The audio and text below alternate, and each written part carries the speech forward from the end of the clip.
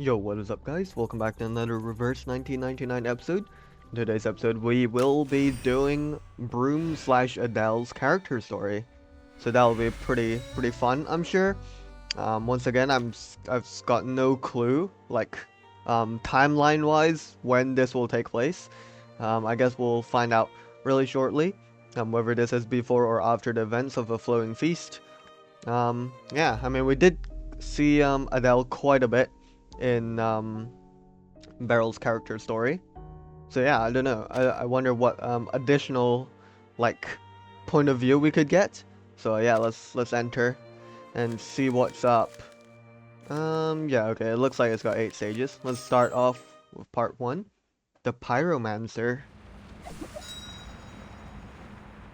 Alright, let's see. Where are we? Okay, we're in the safe house. Which storm is this though? With the sound of a creaking door and the slow patter of trudging footsteps, a young woman steps inside. Beryl silently watches the wary young woman. Her shoulders are soaked, darkened with rain. Your trip to Vienna was not especially pleasant, it seems. Oh, Adele went to Vienna. So are we talking about the 8th storm, perhaps?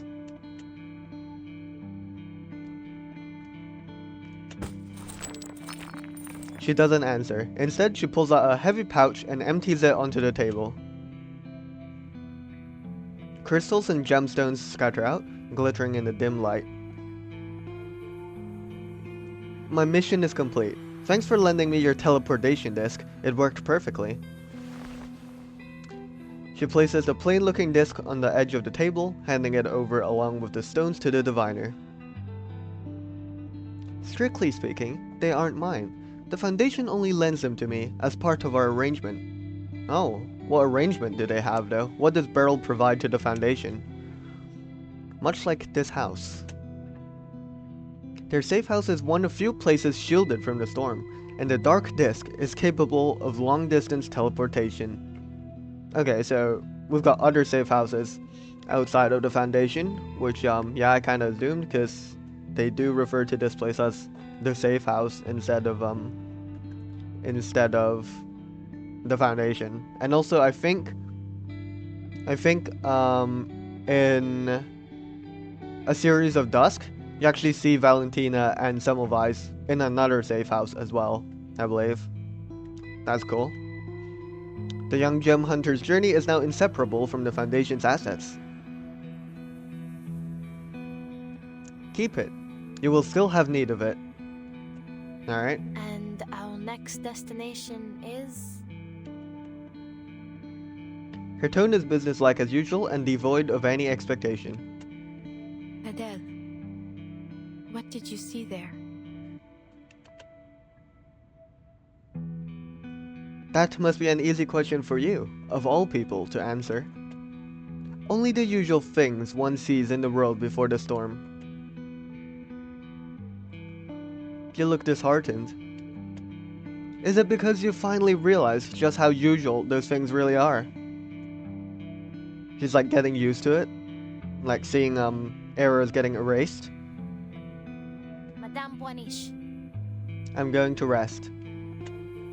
Alright. Being a gem hunter hasn't been quite as she expected. For all she's gained, she feels even more conflicted. She pockets the disc, ending the conversation abruptly, leaving the glittering gems behind.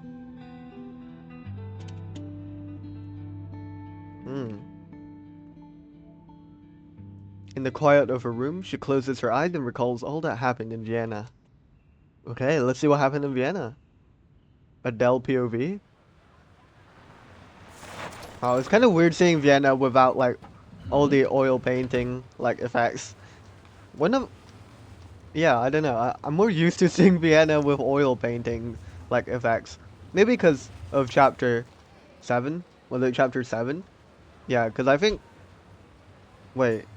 No, what am I saying? I mean, I think definitely in Chapter 7, the oil painting effect was on Vienna, but I don't know. I'm just more used to seeing it covered in oily effects. Oh, it might be because of A Series of Dusk actually, because that's also in Vienna. Right. Yes, sir, ma'am. This is my car. Please, get in. Most nobles here still travel by carriage. Four-wheeled automatons like hers remain a rare fascination. Alright, we're taxi driving.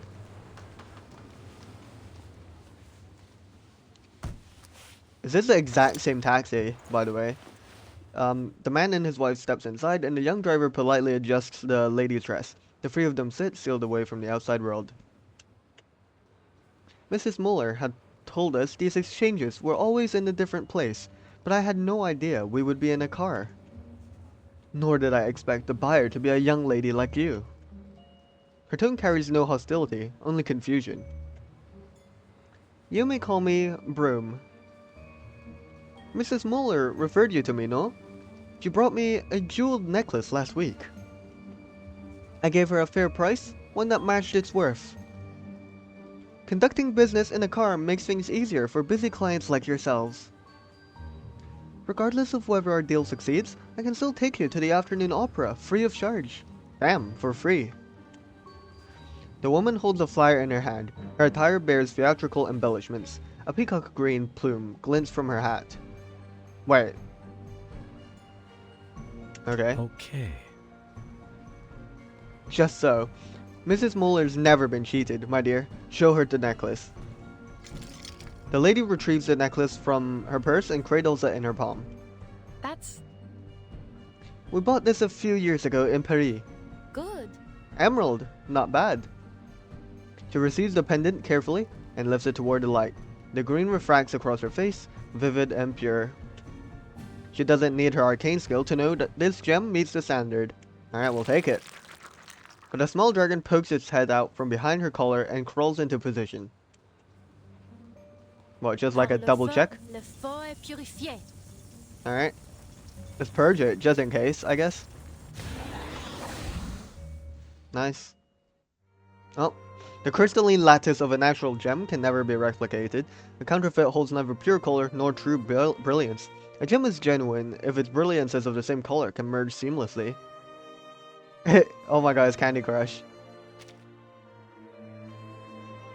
Oh, it doesn't have to be in a straight line, but it's still not good enough. When free, okay. Whenever you move a brilliance, new brilliances appear. Some of them might merge automatically in this process. You enjoy seeing brilliances merge too, don't you, Fufu? Alright, Fufu's abilities help authenticate gemstones, but they consume energy. Okay. Okay. I mean, we've got 1 gazillion moves left, so I don't know how it's possible to... Oh, damn, that's really inconvenient that that one spawned right there. When I move this, it spawns stuff in. Oh, I thought it was previewing the view, but I guess not. Okay. Does this randomize the perfect ones as well?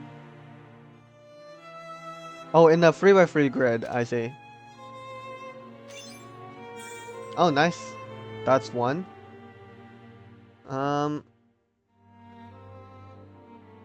We could just trigger more to spawn in, I guess. It's kind of just whatever. I mean, we do have like 1 gazillion moves, so... Yes, just like that, perfect brilliances are sure to be found in a genuine gemstone. Alright. Oh, I need more. My fault. Okay, that's the second one. Right, I see.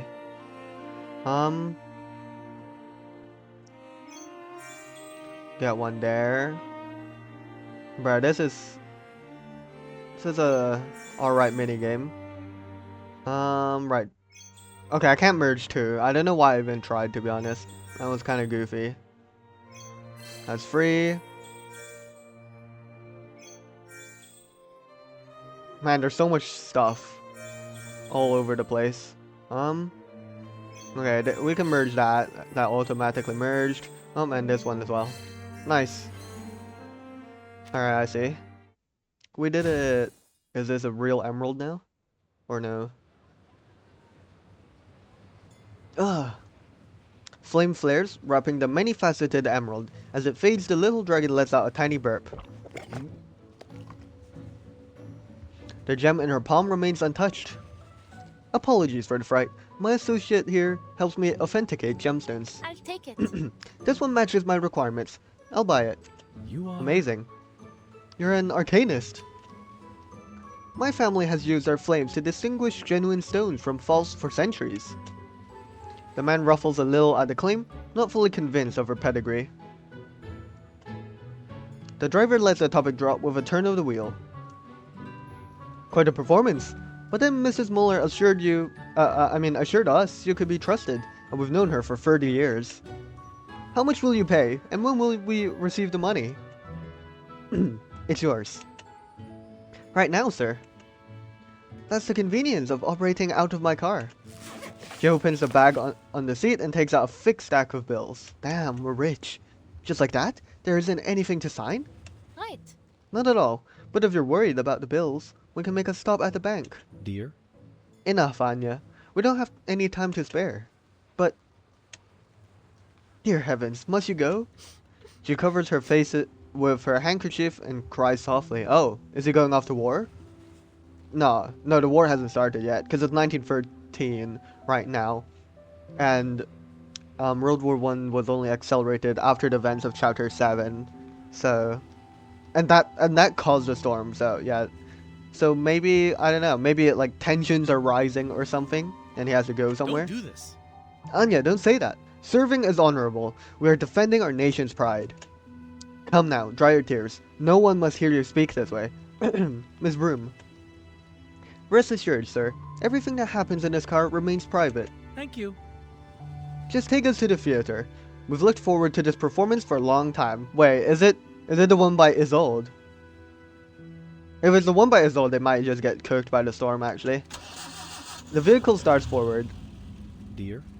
Listen, Anya. I only need 2 pairs of sturdy boots. You keep the rest of the money. Go to the shows, attend dances, whatever you like. I know you enjoy them. Have Mrs. Muller or Valerie accompany you. Listen. Until we win this thing, and I can come back to you again. Until we win this thing. But the war hasn't started yet. Maybe there was like some other like prerequisite battle that was happening while all this was going on. Alright, my dear, I'll listen to you. Her voice still trembles, weighed down by grief and hesitation. Well, good business. The storm might just cook them, you know. Oh, what's that sound effect? Oh my god, we have not seen this building in so long. And that's the, what's it called? A couple. And bought an emerald from them. But yeah, this is the art place. I forgot the exact name. Of course, it wasn't my own money, and I made sure the price was fair. The driver relaxes against the car door, writing slowly and carefully on the postcard against an as yet unread book, right? There's no recipient, no signature, no address. She quietly jots something down, then tucks it back inside the pages. Halfway through, a voice calls out. Hey!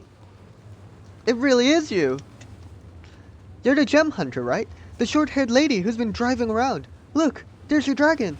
Wait, wait, how does Adele have a reputation here? That's kind of nuts. At a comment, the little red creature on her shoulder puffs out its chest proudly. Yeah, the mysterious gem hunter. You're the talk of the town. Damn. Hey! Hey, yeah, show us the famous legendary magic. Please, won't you? The famous legendary magic. Damn. The sun is high. The young men are grinning and plainly drunk. Famous? They say you can breathe on a stone, and then fire appears. Wait, this is funny. If the gem is real, it comes out even brighter than before. But if it's fake, it crumbles to dust, like it was never even there. I mean, this is quite accurate. Well, fakes aren't worth anything anyway. Rumors of a fabled gem hunter had already spread throughout Vienna. That was very much intentional. Oh, we're looking for something specifically? The flame of her arcane skill draws anyone with gemstones to come and trade. The fame comes with a growing pride. There is a heat in her chest that's hard to suppress. Yeah, right. Though I'm not breathing any flames, that's Fufu's job. She strokes the dragon on her shoulder. It flutters its wings with pride. I can't make a real gem more valuable, but I do pay what it's worth. And what if the gem turns out to be fake? I don't charge for that. Appraisal is free. Good, good. You're a kind person. Someone who bought a fake gem has nothing left anyway. Look at this one, please. I spent everything I had on it. It was supposed to be for an engagement ring, but things didn't work out. Hey! What? You mean you're just selling it? My friend. Friend, if there's any purpose to wealth, it's in what you use it for. Now, I'm going to use mine to buy some paintings, maybe publish a book. You spent all your money on this? Uh-oh, it might be the most blatantly fake engagement ring. She looks at the stone. Its color and luster say everything already. Well, your little dragon put my gem to the test. Uh-oh. I think perhaps you should keep it after all. Let it be a fond memory. You're not going to burn it? You really are a kind person. I think right now, you'd prefer I were a swindler. You're no swindler. I'm just a fool. I spent everything I ever had on a fake gem. No love, no paintings, and a book that will never be published. Damn, poor guy. Hey, Hey. pull yourself together. Oh, okay. Rare voice line. The young man grips the gem, runs to the railing, and leaves. Whoa, wait, calm down. Don't! Yo, calm down. She rushes to the railing. The Danube flows below. He resurfaces, laughing as he's pulled along with the current. Wait, isn't it like really dangerous if you're like swimming while drunk? I swear that's like a thing that's dangerous. Good old Vienna. For you, I finally understand the meaning of a gemstone. I'm just happy to be alive. Though I can't say the same for the rat that stole my money. The meaning of a gemstone? The young man continues his bizarre scene for a while longer before eventually swimming ashore. He stands dripping. The fake stone, now gone from his hand, tumbles unseen through the water. I hope he's alright. Yeah, that's quite bizarre. His friend goes to meet him on shore. The two of them sing as they stagger away. The gem hunter leans against the railing, looking down at the glittering river. She has seen days like this in other places and lived through them. A small smile creeps onto her face without thinking. Interrupted by a familiar ring. A message from her employer in Paris. Adele, Come back. The storm is coming. Wait. Is this like... Surely this must be before the timekeeper's warning, no? Because like there's no oily painting effects around here right now. And it looks like it's still daytime. Because like didn't the storm happen like around evening time? I swear the sky was darkened. Maybe that was due to the storm, but yeah, I mean if Beryl can sense the storm before the timekeeper, that's kind of insane, no? Why don't they just use Beryl for detecting storms instead? If that's the case. Regardless, Adele's back, and then we have this nice old conversation. And then everyone got cooked. Unlucky. Alright. Let's move on to the next part called Playing God. Interesting name for this part. Let's see what it's about. What makes us playing God specifically? Alright, we're on the street in Vienna once again. The city bristles with anticipation for a war that will never come. The storm is set to arrive in just 3 days. Bro, what? 3-day warning? No, like, Beryl's just taking over Vertin's job. Like, that's insane. Operas and balls follow one after another. Poetry and calls to arms echo together. The young gather every night. New publications appear daily. The air is so alive, it borders on absurdity. you are? Are you the one who buys gemstones? Right. Yes, madam. You may call me Brume. Please, get in first. I've never ridden in something like this. Is it safe? Completely. But if you're worried, I can leave it off. Oh, Oh, alright. She lifts herself into the passenger seat nervously. Alright, let's do some purchasing of gemstones. The driver's expression is hidden in shadow, but the look on her passenger's face is one of equal parts awe and terror at this strange new marvel of technology. I heard that. Apparently, some famous writer is hosting a poetry reading at a cafe nearby.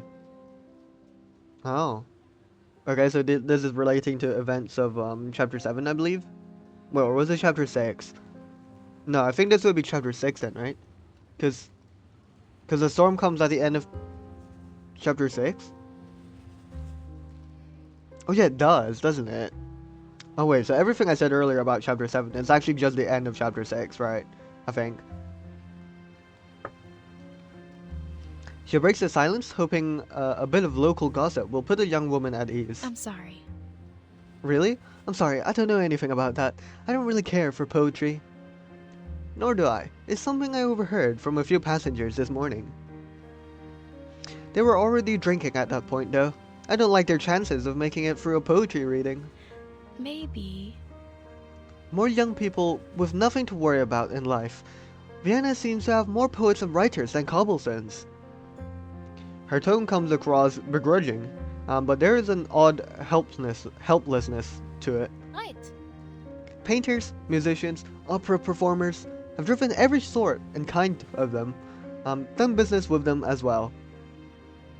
I don't know if I will ever understand them, but they've always treated me fairly. I think maybe they're just satisfied with their lot in life. Satisfied?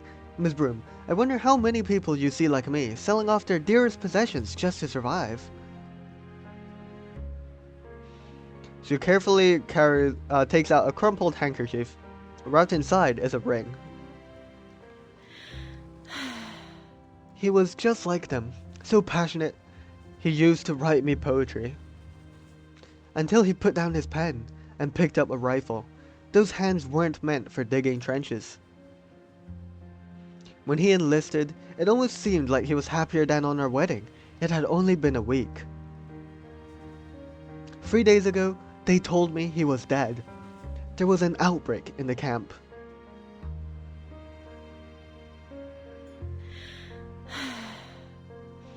Why did I let him talk me into that wedding? I was so naive.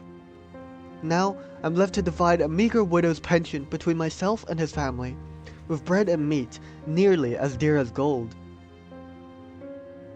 But please, the ring, how much is it worth? I was hoping to place some flowers on his grave. Please tell me it's real, please tell me it's real. Please. What if? Passionate, stupid man that he was. My heart was buried right along with him. But if it's a choice between flowers and food... Never read poetry, miss, and never fall for a man that writes it for you. Those sweet, dangerous words will make you forget reality until it's too late. Damn. Outside the window, another group of drunken revelers passes by, locked arm in arm. One bumps into the car, then staggers away. People like that live as if there is no tomorrow, but I can't. That's why I came to see you. Well, little does she know, she's got 3 tomorrows left. Unfortunately. You wouldn't believe the happiness I felt when I first saw this ring. The promises it held. Now, these gems mean nothing. They're only a means to an end. Brume ponders the words, not yet moving to take the ring or even to speak. At last, she takes a slow, deep breath and tightens her fingers around the steering wheel. If I told you there was a reason behind their odd behavior, would you believe me? Oh, the storm.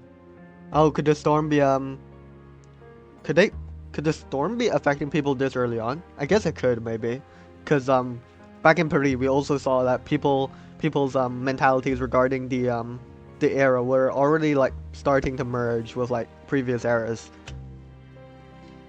Their passion and excitement might not be their own. They're simply reacting to something happening in this place. The woman looks out the window with a pensive, wistful stare. Hearing you say that, I actually feel a bit relieved. I was born and raised here, but I've never seen anything like this. I started thinking that one day everything else woke up and decided that life only existed as an excuse to write more poems. Or maybe there was some secret way to trade pretty words for food. Why? I'd rather believe what you say, but then, why is this happening? There will be a storm. Oh. One that will change everything. I don't think we're technically allowed to say this, Brume, but, you know, you do you, queen, just, you know, just console this poor woman, I guess, in her final days. The square, the fountain, the opera house, the cafes. Everything familiar to you will be washed away. And so will we. Okay. At least she said so will we, so she's not exposing that she has a way to survive the storm to this woman. Her brow knits like she's hearing something impossible. She tries to understand. You mean the rain will be that heavy? That it'll wash all of us away? Then the government should do something before it comes. No. No one can do anything. No one can stop the name, madame. But I have a way to leave before it arrives. If you want to live, I could help you get away from here. Could we? I don't know, Brume. We're doing some crazy things right now. Is this like allowed by the Foundation? Surely not. The driver rests her hand on the wheel, her expression grim, her voice dry. Leave Vienna? And go where? Just packing up and saying goodbye to my neighbors would take me half a day. None of that matters. The only thing I can offer is a way to stay alive. After the storm, there will be nothing left of the city. Literally nothing. There's no need for farewells. Maybe this woman will have a different perspective to share with Brume regarding saying goodbye, you know. Maybe she will decide to stay, you know, and this will I don't know how this would make Brume feel though, because Brume knows obviously that this woman and everyone she knows and all the places she once knew is going to be washed away by the storm. But yet she could still decide to stay. But I don't know. Let's see how the woman responds. Maybe you're one of those poetry people after all. But I also feel like you're telling the truth. Days this strange can't last forever. She falls silent. Now it's her turn to think. Soft rain begins outside, pattering lightly overhead. After a long while, she speaks again. I'm sorry. But I have to go back. My family needs me. Understandable. Thank you. Thank you, truly. You said there's still a little time. I think I'll go out and buy some good meat and make them a proper dinner. They were right, weren't they? To live as if there were no tomorrow. I should have known. This ring. It's genuine. Thank goodness it's genuine. Par le feu est purifié. Oh, are we gonna do the minigame? Okay. Some gems have a light band area where brilliance is automatically move one tile downward at the end of the turn. Okay. If you say so.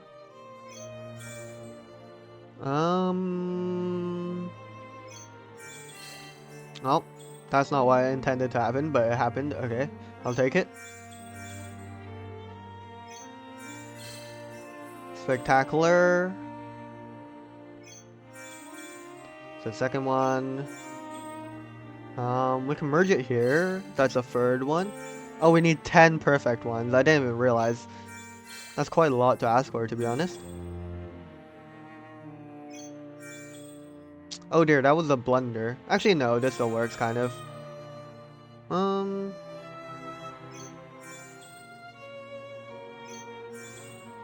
Right, let's actually start merging some of these before everything starts exploding everywhere. Okay, we've got 6. That's another one. That's gonna move down. Let's do this. Yeah, let's just clear out some of the lower areas here. We need one more. Oh, this is perfect opportunity here. There we go, done. Nice. Nice and easy. Let's press on. The puzzles are quite fun. Regardless. Here you go, lady. Her small dragon flicks out a burst of flame, wrapping the red gemstone in the woman's palm. When the flame fades, the gemstone remains untouched. She closes her hands around the handkerchief, holding the ring tightly. At least. He didn't trick me. I knew he wouldn't. Even if I'm going to die tomorrow, I die a little happier, knowing for sure. Thank you. I'm glad you don't have to stay here. Goodbye. Goodbye, Brume. Damn. The door opens, the passenger steps out into the rain, shrouded in mist. Just like that, just into the rain. Damn, no umbrella? Surely umbrellas existed back then. Off she goes. Into the next part we go. Alright. Let's claim this. Move into part 3. Also, how are you guys feeling about 3.3 upcoming? I don't watch trailers or anything or the broadcasts, but I know that Igor will be in it, so that's pretty interesting. I wonder what we'll do with him. Because last time we saw him, it's kind of goofy. He teamed up with Manus Vindicte to resurrect Arcana, so yikes. The car falls silent until a faint voice stirs. Felicien! Just what are you hoping to accomplish, Adele? High key, I forgot about Felicien. She's been so silent this entire character story that I literally forgot that Felicien's like with us all along. Playing savior yet again. How amusing. Another soul living inside Brume's body, too weak to stay at the surface for long. She may only have a single moment, but she's never one to waste an opportunity to sneer. She's a prime hater. I know that I can't save everyone. I'm not trying to. But I can't let someone die without trying, no? But I can't let someone die. Wait, no. I just read that. I swear it clicked, but then it just I thought, never mind. Now I look delusional. Please, ma chère, you're neither the grace nor skill to disguise your intentions. Oh wait, you have neither. Yeah, sorry. I've been silent, not dead. Do you really want to pretend you haven't been enjoying yourself here? Driving around in this contraption, living out a long-forsaken dream. I feel the smile on your face every time you hear them calling you a gem hunter. Oh. Life is good here. I dare say superior to your pitiful life in Paris. You're happy, no? Sickeningly satisfied. You'd keep living like this forever if you could. Damn. Her brow tightens, and she lowers her face in a dark grimace. I don't think this place is at all superior to Paris. No, don't deny it. Nowhere else could ever compare to your precious Paris. But the storm is coming, and this place will be destroyed all the same. Freedom never lasts long, does it? Look at all those postcards you wrote. You were as drunk on that freedom as any one of those sappy poets and lovelorn soldiers. But to soothe your conscience, you throw cautions to the wind for the sake of some stranger with a sob story, just because you couldn't do the same in Paris.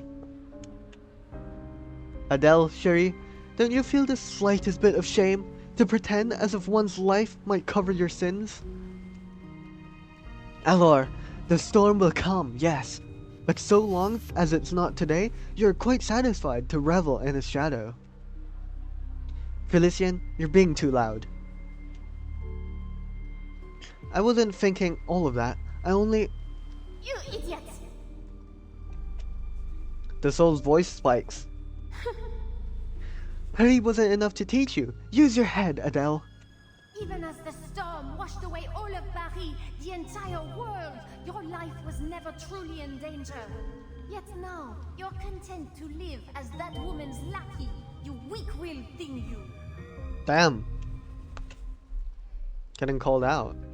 Tell me, how are you any different from these oblivious fools strutting about here? Admit it. In your heart, you're relieved it was Celia who died in Paris. Enough! Enough, Felicienne.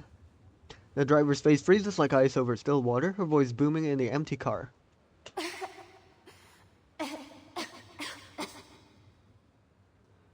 You... The soul sputters weakly, having expended most of her energy. No, not once have I felt anything like relief about Celia's death. How could I ever? She was my best friend. The storm.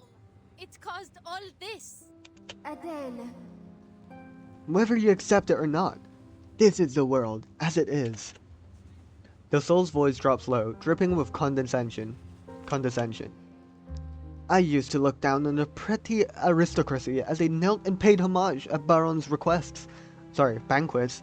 I never imagined I'd one day be kneeling, begging someone to let me live.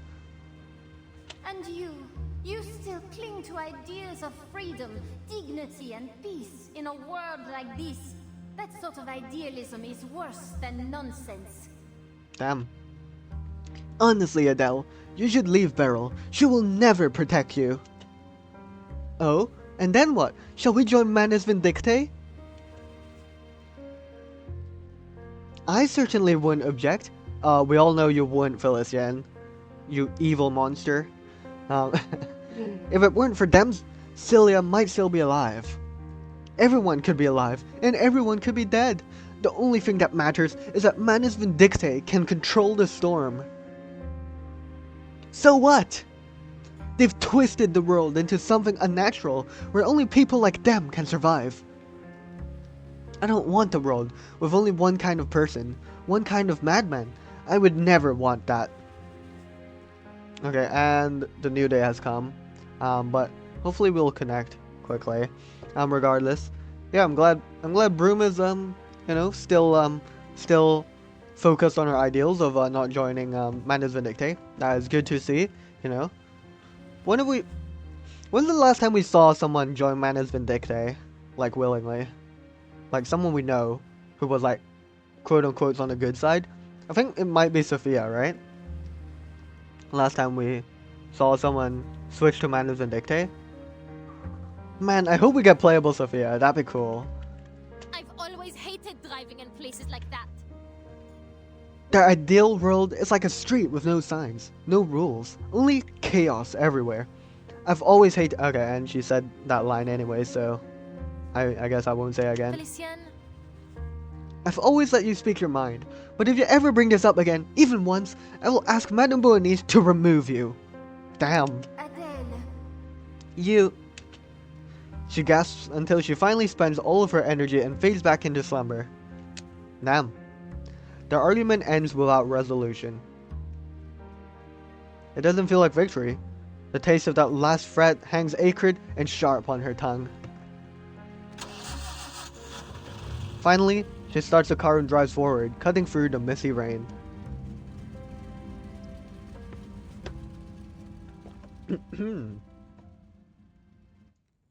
Oh, we're back at the safe house. Is this would bring us back to the beginning, maybe? Another night passes and her mood does not improve. After leaving Paris, she had become a true gem hunter, chasing glittering stones and bringing them back to Madame Boanice to serve as mediums for divination. Indeed. Outside, the world is crossing another storm, but inside their shelter, the diviner has covered a table with crystals and gemstones. Inside, wait. Oh, sorry. Okay, I don't know why I said inside. I just misread gravely. Pale hands place them one by one, marking them with intricate, unfamiliar sigils.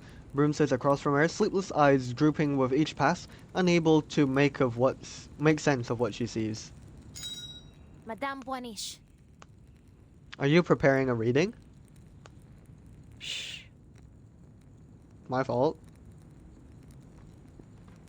The rain does not last long. Be patient, Adele.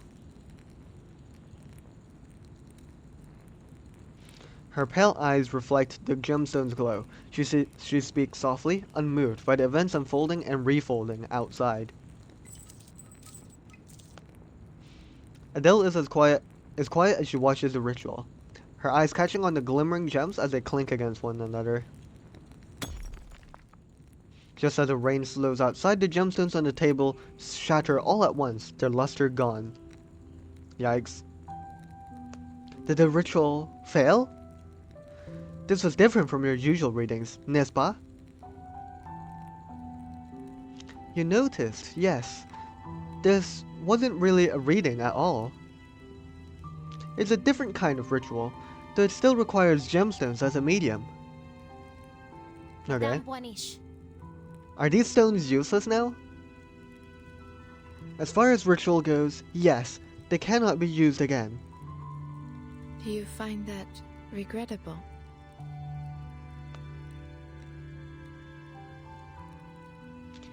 No. After all, you must have wanted me to purchase them for a reason. Well, perhaps a little. These gemstones, they have their worth and their stories. You said this wasn't a typical reading. What was this ritual for? Is it something to do with the truth of the storm?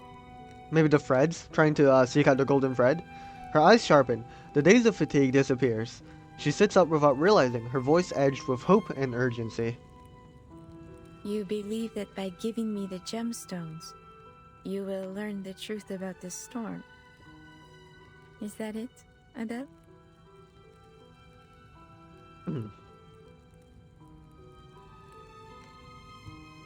Judging from your tone, it won't be that simple. Your time in Vienna has made you more eager. That is a good sign. A good sign? Maybe. Felicia nearly tore me apart over it. The soul is silent. She has sunk into deep sleep. No one in Vienna knows anything about the Taverniers. Everything in Paris truly was erased by the storm. It's odd that I would only realize how proud I was of that name after it's gone. Her long fingers turn over the shattered crystal pieces, her gaze dimming. Even if I was only a driver, I was not an ordinary one. I had stories to tell. Those days are long gone, and I realized it too late. Adele. Truth cannot be bought or traded. It reveals itself only along the way. You have already set foot on the path.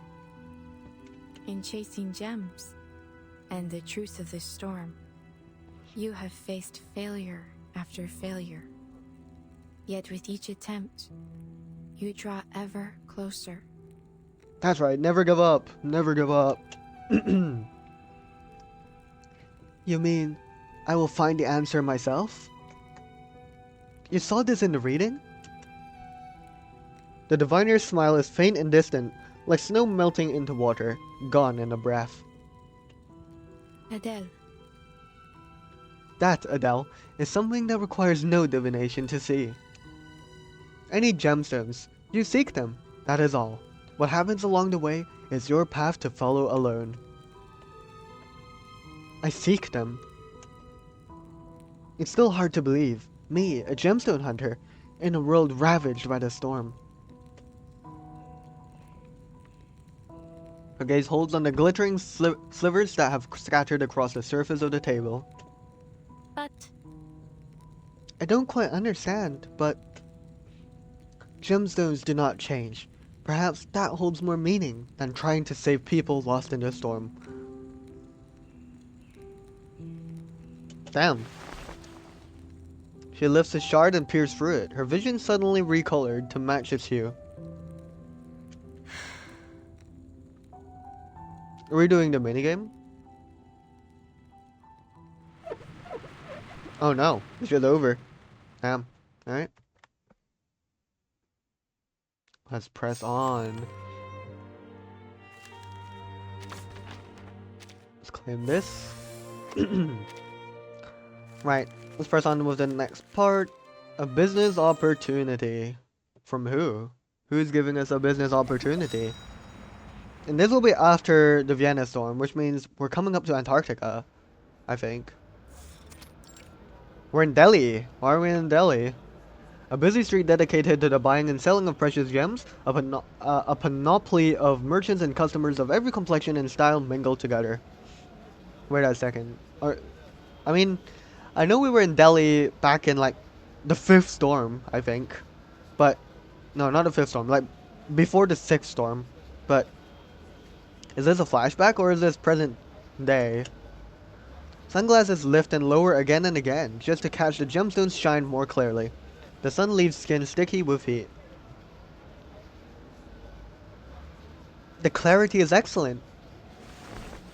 She places the stone back into the tray, neither offering a price nor revealing any particular emotion.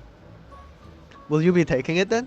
This is the best batch of rust we've had in some time. Shipped straight from the Padar mines. Here's the case. Or Padar, I don't know. There's not much left there. Ask around. You'll see everyone is running low on stock. But the customers keep coming. Merci. Thank you, sir. But this is not what I'm looking for. Tell me what it is that you're looking for. I will ask around. A cashmere sapphire. Oh yes, yes. No, I remember this name. Yeah, so this has to be before the 6th storm then. The practiced glinting smile suddenly dulls. I don't suppose you just heard a rumor and rushed over, eh? I'm afraid you'll leave empty-handed. Listen. Look at you, green as grass. Take my advice, miss. Searching for a sapphire like that here is useless. Not even the most experienced hunter could find such a thing. You think me an amateur then, no? Oh, this is hype. Let's not put it that way. It's only that you're searching for the rarest of stones. To come all this way and leave empty-handed would be worse, I think. Unless you have no choice, I'd advise you to lower your expectations. No. I see, but I don't intend to change my goals, sir. Okay, Brume, let's hunt some jewels. Hunt some gems. Then go ask around if you must. A commotion cuts off their back and forth. Mina's father. Shoo shoo! Stop bothering me. I am not buying your stones. Mina is a girl that we recognize, right? Mina, come here. Don't pay him any mind. Dad, but... Tell him to go back where he came from. Trying to trick me with these obvious fakes. 1 minute. I will give you 1 minute to clear off and leave me to my business, or else I'll lay hands on you. Damn.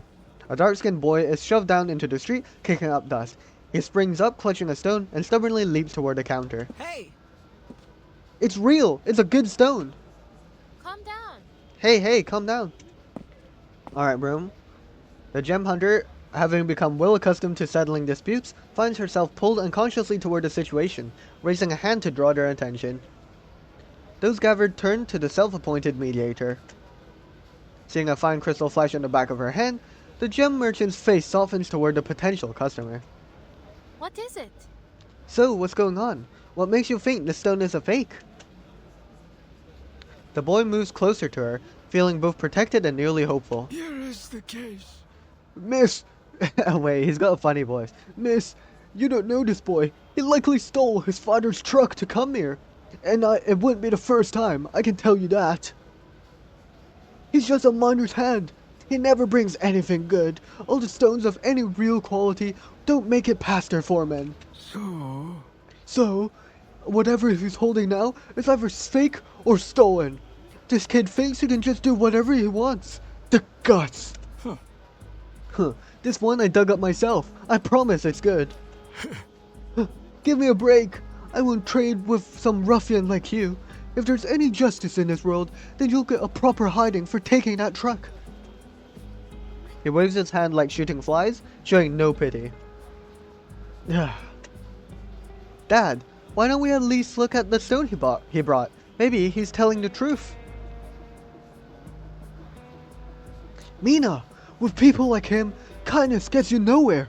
If you get tangled up with that little thief today, it puts our business with the mines in jeopardy. I see. Still, I think it would be alright just to take a look, n'est-ce pas? I mean, it's kind of funny that Brume still says her like French like phrases in front of these Indian people. Like, in reality, no one's gonna know what she's saying, so that's pretty funny. Like, we're just saying n'est-ce pas, but no one's gonna know what we're meaning. Wait, did I read that line? Le feu est purifié. I'm not sure if I've read this. Small rough hands place a simply cut unheated stone into her palm. It has real weight to it. Alright, let's see if this is real. Some gems have a light diffraction area where brilliances automatically move sideways at the end of the turn. Alright, sure. Cool gimmick, I guess. Oh. Interesting. Yeah, that is quite an interesting gimmick. How many? We need 10 brilliances. No problem. Wait, I'm out of moves that actually convert to crystals. Alright, we'll move this one downwards then. That's one.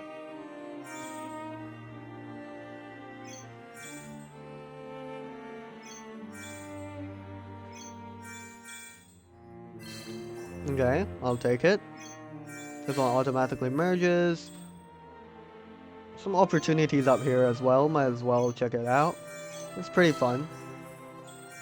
Oh my god. Oh my god. Everything's just doing stuff on their own. Oh my god.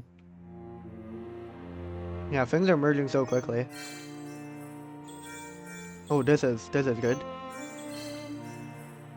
That's nice. And we'll do this. Oh, okay, that's not what I intended to happen. Oh my god, we did it. Nice. Alright, let's press on. Is this a real one? No more words needed. The red dragon on her shoulder lifts its head. Flame erupts, briefly flashing across her eyes. The gem merchant watches the fire with widening eyes. That's that. It's real. Though, it's not particularly high quality. Not clean. It has a violet cast. You cut this yourself, no? See the lumps and notches? You've all but ruined it. I'm not sure, Dad. You were using an arcane skill to appraise that stone just now. That's right. Have you heard of it before? She looks at the man with a sudden, eager curiosity. The little dragon stretches its neck out as if to join her. I can't lie, bro. Fufu doesn't really make the cutest of noises when it roars. You Are you a chevalier? A chevalier. Wait, that's so funny. The misremembering. Chevalier? The famed French gem hunting family. That arcane skill of yours. It's unmistakable. Tavernier. She looks away. The red dragon's wings droop, suddenly lacking spirit. You're mistaken. The techniques only look similar. She places the stone back into the boy's hand. His expression dims with disappointment. What's your name? Patel. Nice to meet you, Patel. Alright, Patel. Name your price. Oh, are we buying? The stone. How much do you want for it? He gives a number, hesitant but steady. Deal. Fair price. I'll take it. Alright. even so.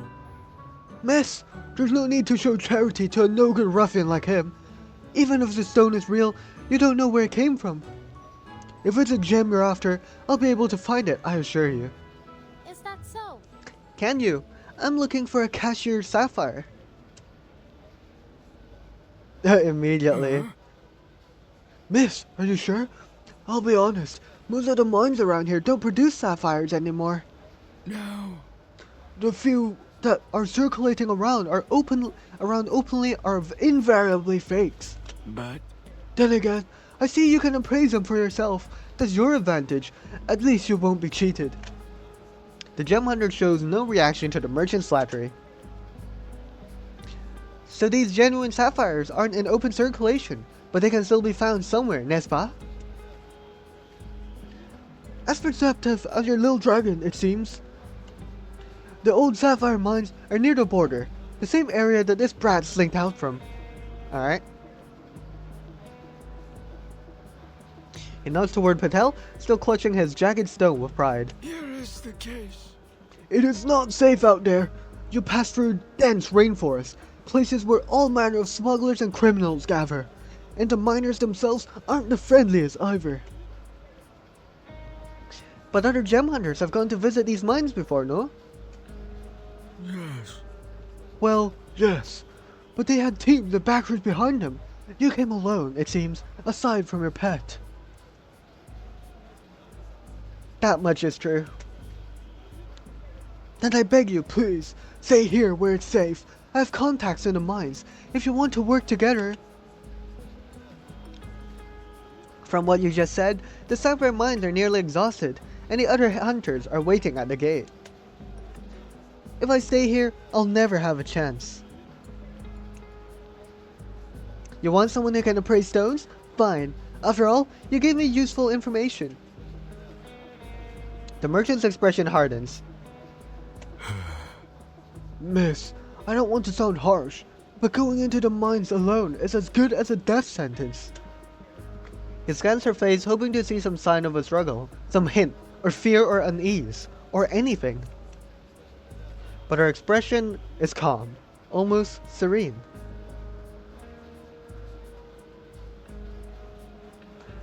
I'm simply thinking of your safety. If you stay here, with enough time and money and your appraisal abilities... I don't have that much time. Kid, come here. Come here, Patel. Are we talking to Patel? The boy, really a young man, approaches, and Brume meets his eyes. Is this the first gem you sold? Yes. I would be honored. Then I'm honored. I'll pay your price. And something extra for the effort.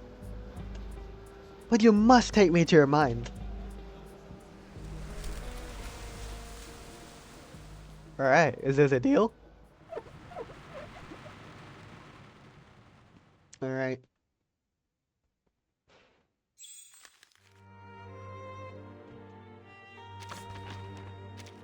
Let's claim this. Let's press on to the next part. Part 5. Against the inevitable. What's inevitable? The storm, I would assume? No one likes the storm other than Manus Vindictae. I wonder if we'll see more Manus Vindictae in 3.3. Most likely, right? Alright. As the sun sets, the eager crowds that once filled the street begin to shrink away into the night. You've got some guts, driving into Delhi alone. She loads the supplies into her car and pats the roof. I'll take my own car. When we set out tomorrow, you lead. Got it. He's quiet, but seems to be in good spirits as he helps load up their supplies. Mina furrows her brow as she watches them. She makes an odd pair with Patel. Despite being the same age, they look years apart. Sister? Oh, you can just call me Brume. Okay, so this is... Okay, so we've pre-establishedly met Mina already. I was wondering that earlier, but... Yeah, it seems like we've already met before with, Mina. Or Adele. I'm sorry. Adele, I'm sorry about my father. No. You don't need to apologize. He's a merchant. He has his reasons.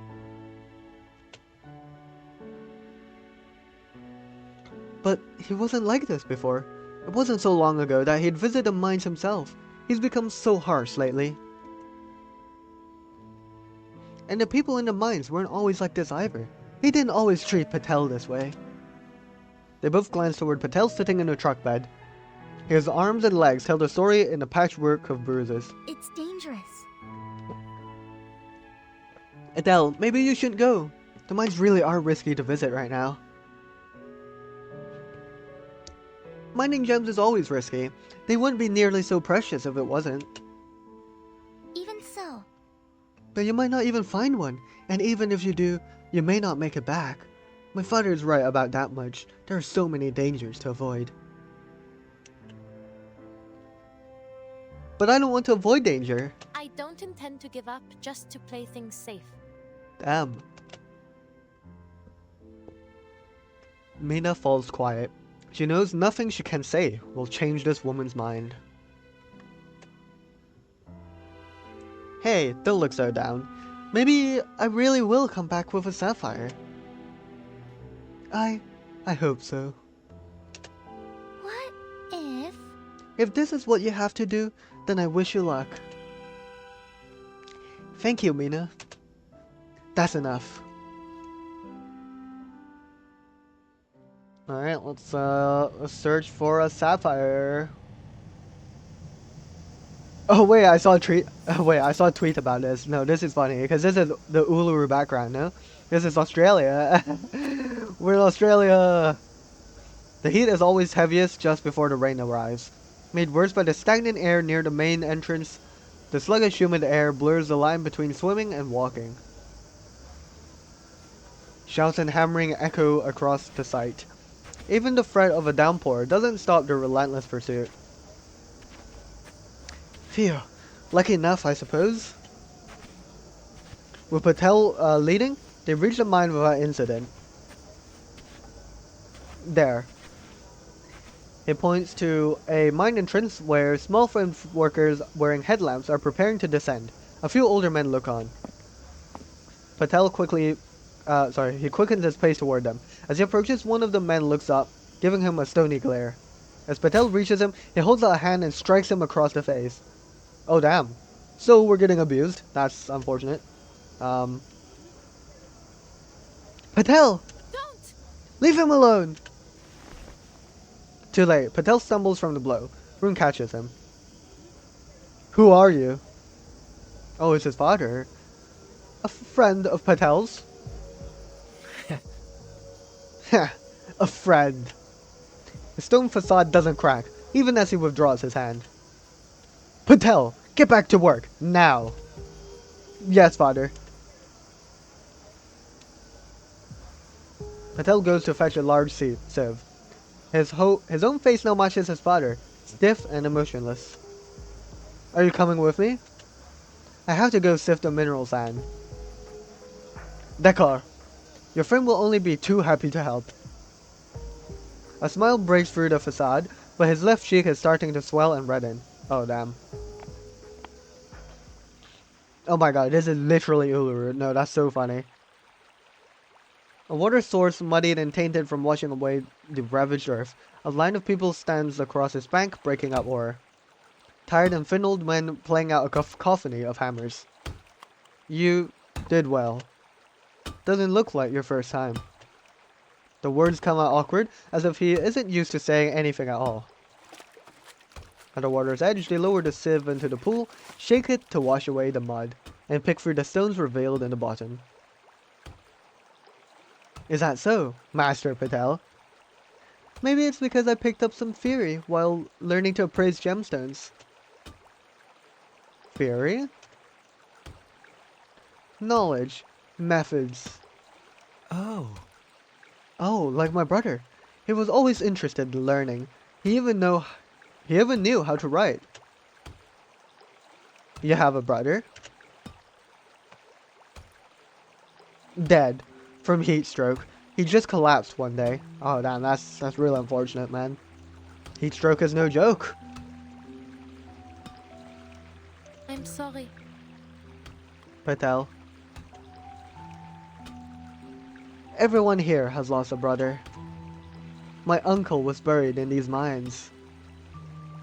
The gem hunter lowers her head, hands in the sun-warmed water, feeling the mud between her fingers. You didn't want to come back, did you? I wanted my own money. His voice drops, almost swallowed by the babbling water and the arrhythmic hammering, but she hears it. When I found that stone, I hid it in my mouth. Damn, that's kind of unhygienic. You might get some like disease or something. I don't know. It was mine. If you'd gotten a good price, you wouldn't have come back. After a long moment, he nods. My brother did the same. He was good at finding stones, good at hiding them too, good at staying away. But he always came back in the end. The last of the mud washes away, leaving only a few dull stones behind. Worthless. He flicks them into the water. Surely there's something we can do with dull stones, right? Like, instead of throwing it into the water.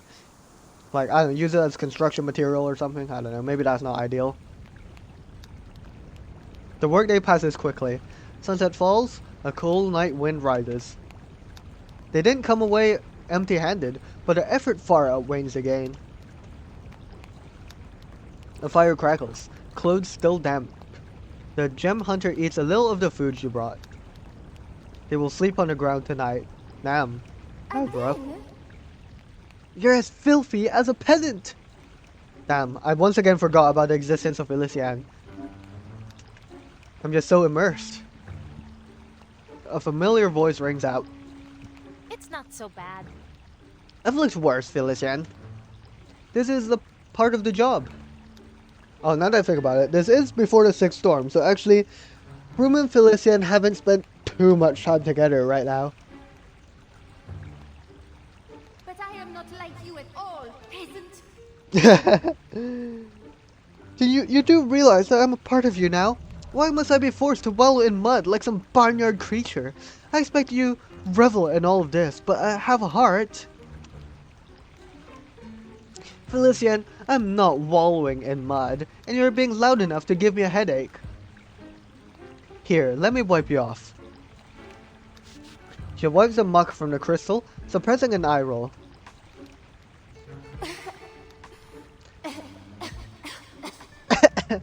Killer! This is what you get for playing with mud all afternoon. Why must I suffer like this? Sorry. But I can't exactly take you off. Weren't you here for sapphires? What's the point of sifting through this dirt? Please, oh please don't tell me you're enjoying this too. I haven't forgotten what I'm here for. Patel will bring word. If a sapphire turns up, I'll be the first one here to negotiate. So you're pretending to befriend the boy, to exploit his skills. Adele, I'm impressed. Perhaps I'm beginning to have some influence on you. Oh wait, that is kind of devious if you think about it like that. If misunderstanding my intentions make you feel better, then go ahead, Felician. After all, being trapped inside the crystal seems rather miserable. Please, you're just like everyone else, Adele, always refusing to admit your own selfishness. She snickers darkly. I'm not as selfish as you make me out to be. I have a goal. I'll get the sapphire. W goal? The Tavernier curse prevails. We always find our treasure. Damn W.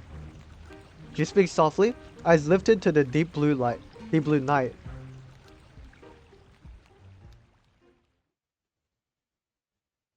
Alright. Oh, back at Uluru. I mean, we were still at Uluru, but here we are again. At first light, the mind awakens for the day. A rough hose feeds water into the mine shaft to ease the pressure inside. Patel straps on his headlamp, ready to descend. Do be careful. If anything goes wrong, shake your light. I'll pull you up. His body slips into the water. He nods once and swims deeper. His light dims. Wait, so is the mine underwater? I don't quite get it. Or maybe there's just water anyways. By noon, Patel has surfaced only to bring up tray after tray of heavy mineral sand. His hands are wrinkled and pale from the water. Yeah, so it seems like he's inside water, no? Somehow? Do they have like breathing apparatus or something? I don't know. You need to take a break. I'm fine. Just one more. His wet hands lift a sieve high, passing it to Brume at the mouth of the tunnel. I'll be right back. His voice fades, swallowed by rushing water. You've been down there too long. Oh. A sudden snap. At first it seems imagined. Then she realizes it is the support frame collapsing. Oh dear. In an instant, earth floods the shaft. The light blinks out. Patel! Mine collapse! The miners begin shouting over each other as they rush toward the site of the collapse. Oh dear, Patel might be having a tough time here. And isn't he like underwater? That's very tragic. Let's try and haul him up, man. We need to make sure he's okay. Alright. Let's move on to the next part. The curse breaker. What curse is being broken here? Like what? Do we not find our gemstone? But I swear we do though, so I don't know. Let's see.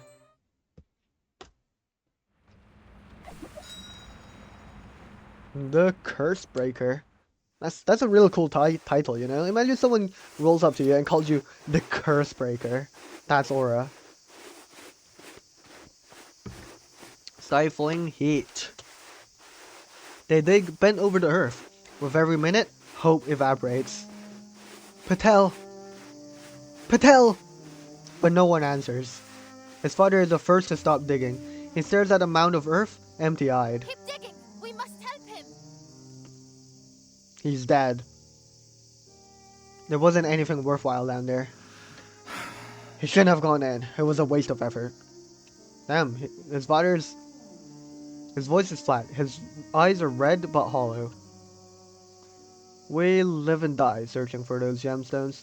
The only thing that's ever been worth it. That ever mattered.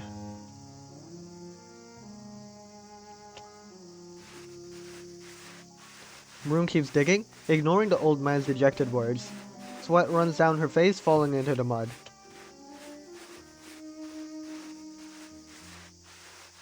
Near dusk, she finally unearths him, but the crush of stone and dirt had already suffocated him. Damn. I guess at least we found his body. Did he find a sapphire? Probably not, bro. Cause he's dead. He just went in as well. Patel. The boy's face is grey, eyes closed. His skin cold, even in the jungle heat. Jungle? Wait, where's the jungle, bro? This is literal, like, desert out here in this background. You saw where your fate led you, didn't you? You tried to escape this fate. But he came back to it. Oh, that's unfortunate, man. Her gaze drifts over the mining camp. At another's entrance, workers are already gathering, starting their next shift. Damn. The lonely figure sits in the dusk beside Patel's still body, mumbling to herself. Only the gemstones matter. Only gemstones? She carries Patel's body to a place far from the shaft, as far as camp as she can manage. She covers him in a mound dug by hand. Entire body aches with effort, but still she forces herself to prop up a few branches to mark his grave. Goodbye. Goodbye, Patel. Rest in peace. She whispers.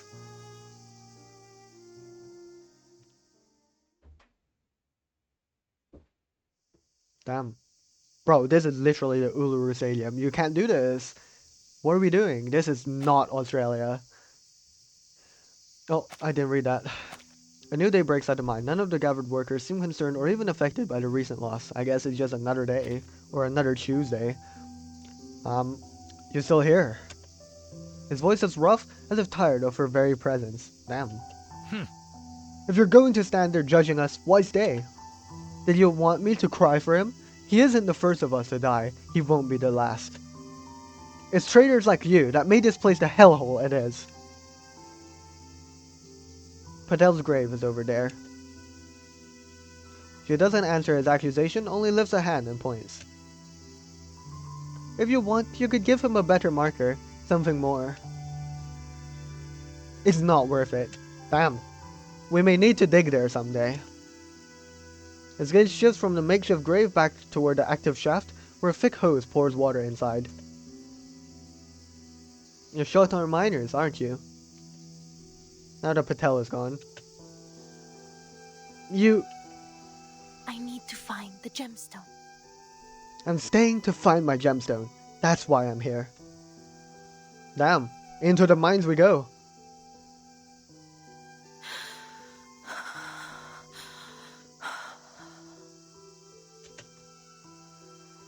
The rush of water roars in her ears. Even in the heat, the water in the shaft feels cold. She reaches beneath the surface, feeling for the weight of a stone hidden in the sands. Okay, wait, no, no, I'm just really confused. I think they're searching for ore underneath water, but why are we... But it also seems like we're pouring water into the mine, but it's also not underwater. So now I'm confused. Why are we... Maybe we're pouring water to like stir up the sands to make it easier to extract the stones? Maybe? I don't know, I'm not familiar with mining. She takes a deep breath and plunges her head under. I would never do this, by the way. I cannot see. Like, I don't know. I don't think I've often tried opening my eyes underwater, but I don't know. It just feels like... It just does not feel like a good sensation to open your eyes underwater. Oh, is that the Tavernier? Yes. Quite right. The famous gem hunting family. And she's donated the largest gem we have tonight. So young. Living with so much wealth already. But Though, I heard the Tavernier family is cursed. Inevitably, once they set out on their journeys, they will find something, but it will cost them their lives. Seems as soon as they find something of true value, death follows close behind. I do wonder about this Tavernier in particular. The lady hides a smile behind her hand, her diamond ring glittering. Dear. Don't speak like that. This one is different. She's always known about the curse. Most of her family went to their doom, never knowing it was coming. She's known her fate from the beginning. Adele! Adele! Adele Tavernier! Adele Tavernier! Let's go, we're screaming her name. Wait, this is hype. A spotlight illuminates the gem displayed on stage. Oh, this is donated by Miss Adele Tavernier.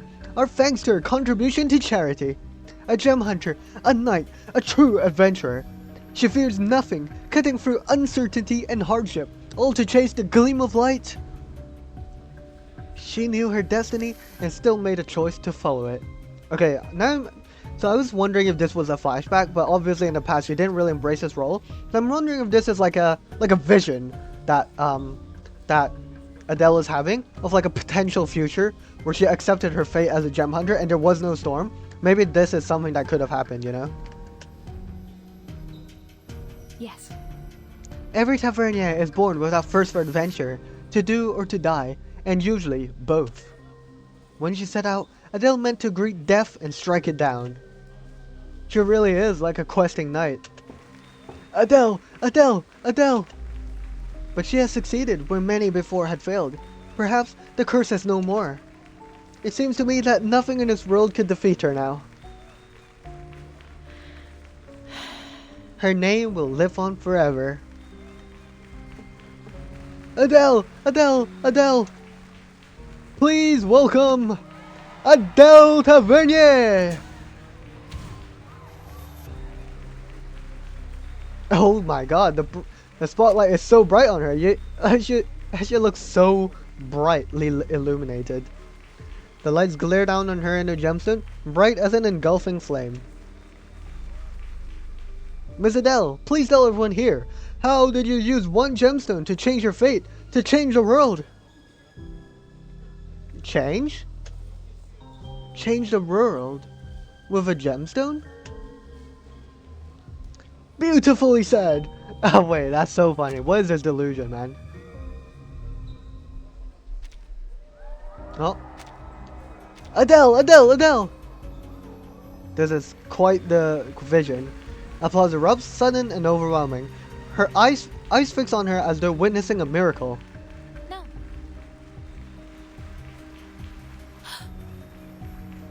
What's happening? Are we drowning? Underwater, her eyes snap open. In the dark, something glimmers. Her hand closes around a hard stone. Oh my god, let's go, let's go! Take it! The little dragon clinging frantically to her arms is shocked as a large stone is shoved forcefully into its mouth. It flails, chokes, and retreats frantically beneath her clothes. Ah, poor Fufu. You know, I'm having this sudden craving for French food. Oh, I'm hungry. No, I want French food. Okay, I'm glad Brume's alright.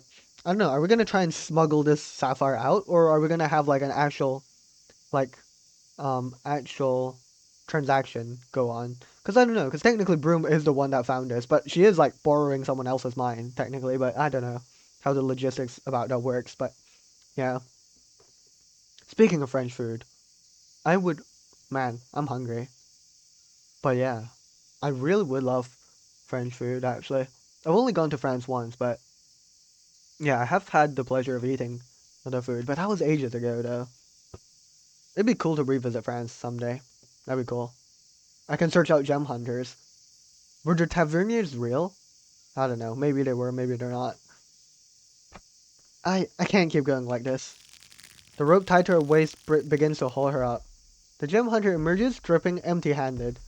Well, yeah, cause the stone is inside Fufu. But will we be able to run away with the stone that we found? Hello, black screen. Okay, let's head on to the next part. Is this a curse breaker? Are we the curse breaker? Have we found what we were searching for?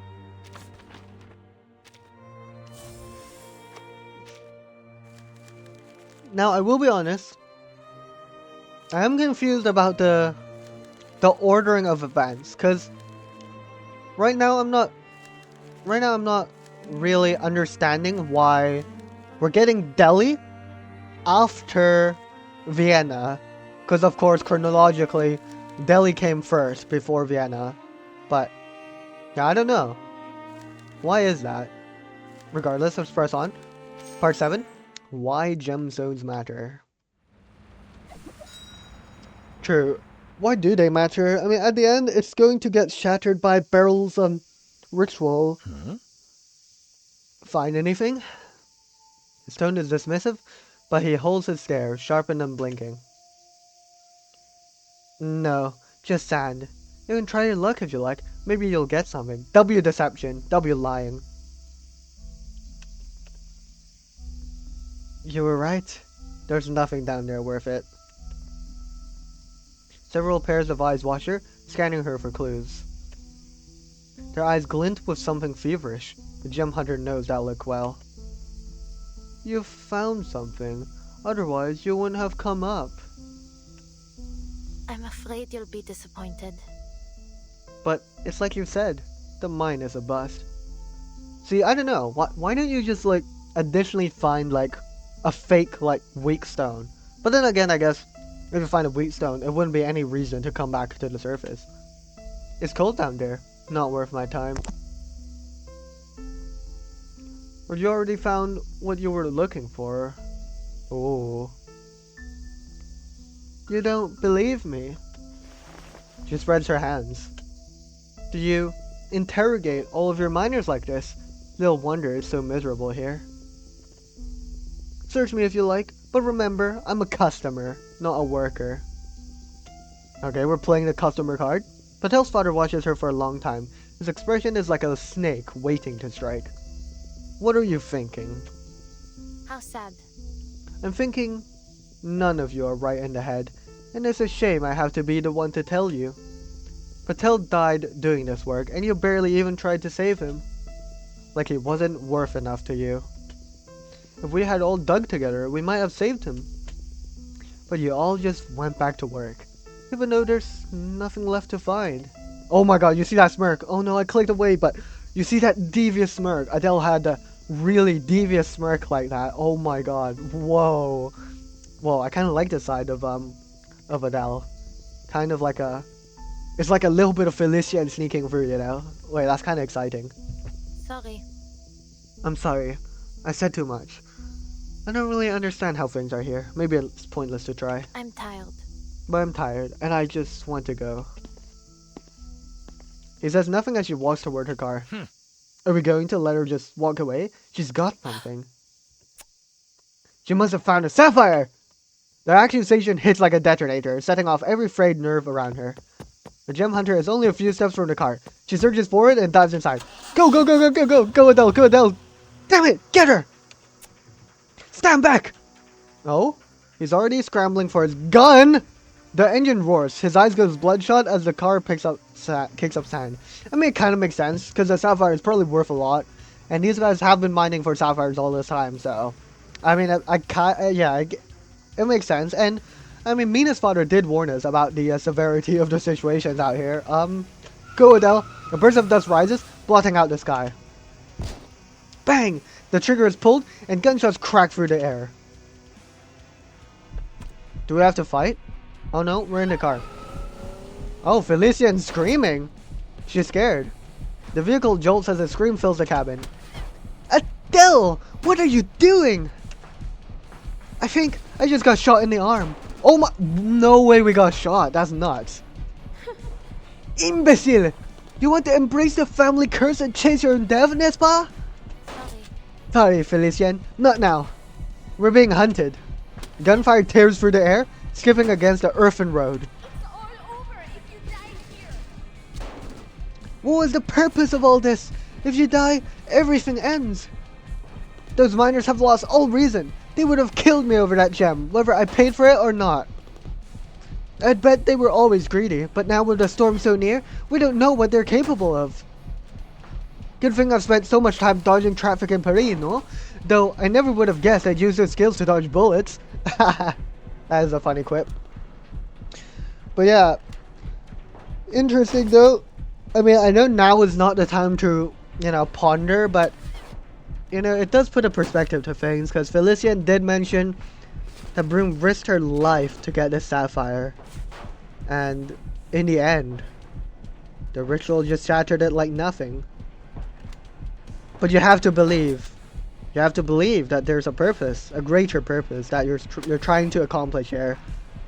That you're trying to achieve it over multiple defeats. Your goal to... Oh, wait, that kind of ties in with what Beryl said to us in Vienna, like after Vienna. That there is a purpose. That every time we're driving closer and closer to our goal.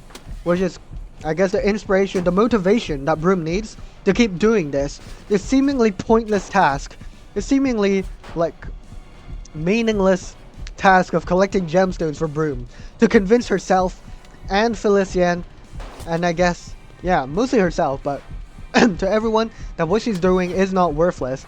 And I guess at the end where we reach Antarctica, well actually, no, in Antarctica, Beryl just kind of decided to use herself as a medium, so I guess it kind of didn't work out the way we intended it to. I know it's kind of weird to have this in-depth conversation mid like bullet fight, but I'm sorry, I just had the thought and I just wanted to say it. Well, Maybe I have. oh, she just spoke.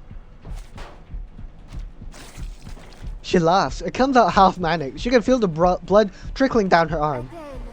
Ugh, if you don't want to get yourself killed, you could have the good manners to at least not take me with you. Man, Felician, whatever. What's wrong, Felician? You're more or less already died once, n'est-ce pas? Perhaps my family curse will at last find me today. She jerks the wheel, pulling the car around the sharp blind curve. The gunfire at last fades behind them. Not now. My heart is racing. I won't let it stop. Nah, look at her smile. Let's go, Brume. Let's make it back to Delhi. Oh, we're in the jungle in Delhi, actually. Sorry, a rainforest, my fault. There is a difference, I believe. Let's hope I don't end up with just one arm. Yeah, for real, I hope so. I mean, we know it won't, but I would hope so, that you don't have to lose your arm. She filters water and washes the dried blood away. A short time later, she crouches while heating her knife in her campfire. She bites down on a rolled up cloth, closes her eyes, and digs out that bullet. With a knife!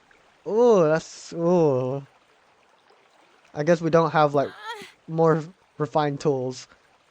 Ow. I wonder if my great-grandfather did this too. My mom used to say whatever I thought of their stories, his stories were always worse. But then, at least Napoleon remembered his name. She bites down on the bandage and ties it off. Oh. Are you proud of yourself now, Adele? We still haven't actually taken a proper look at the gemstone. The gem hunter goes quiet. Pale. I just didn't think it would feel like this. So, This is what an adventure feels like, huh? all this for a single stone. Pretty tough, it may be. Pretty though, it may be. The little dragon climbs onto her shoulder, avoiding the wound. It opens its mouth and spits out a rough-looking stone, panting with exhaustion. A raw, uncut crystal. The gem hunter lifts it toward the light. Yeah, that's a sapphire, Only no the doubt. gemstones matter. But the storm has changed what that means. My ancestors, my great-grandfather, my parents. In this world, their stories no longer apply. Oh, true! Maybe the storm washes away the curse. Why should we bother chasing these things anymore? No one will remember it. Our name will be forgotten or changed. I guess it wouldn't be. I guess Mina's father didn't misremember the name. But reality is that that the Tavernier name actually changed in history into Chevalier, maybe, and that's why she didn't agree that it was her, because her version of her family's history has already been changed from what she originated from. Or perhaps feeling lost is also part of our fates.